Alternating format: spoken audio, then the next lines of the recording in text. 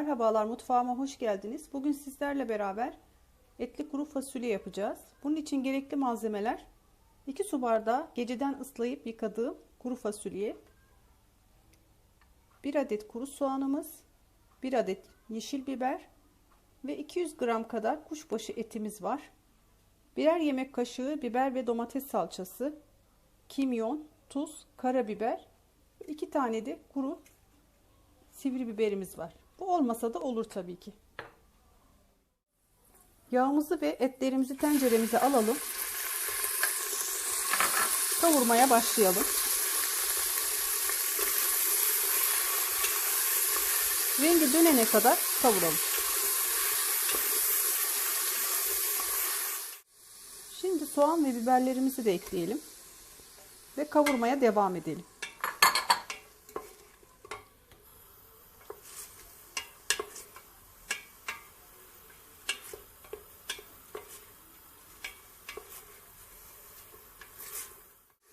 Şimdi salçalarımızı ekleyelim. Yine karıştıralım. Salçamızın kokusu çıkana kadar kavuralım. Şimdi kuru fasulyelerimizi ekleyelim. Ve baharatlarımıza geçelim. Karabiber,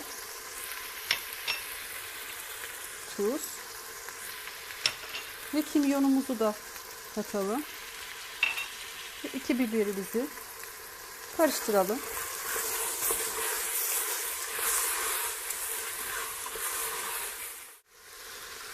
Sıcak suyumuzu da ekleyelim.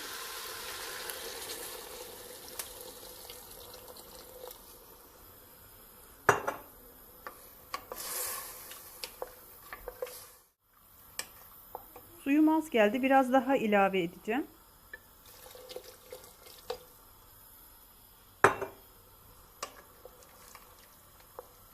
Kapağımı kapatıp yemeğimi 20-25 dakika kadar kısık ateşte pişireceğim. Evet, yemeğimiz pişti. Tüplümüzü açalım. Size göstermek istiyorum içini de. Bakın, fasulyeler gayet güzel pişmiş.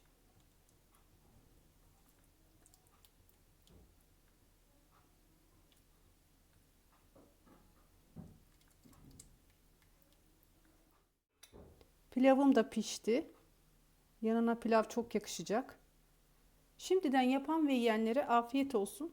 Bir dahaki tarifte buluşmak üzere. Hoşça kalın.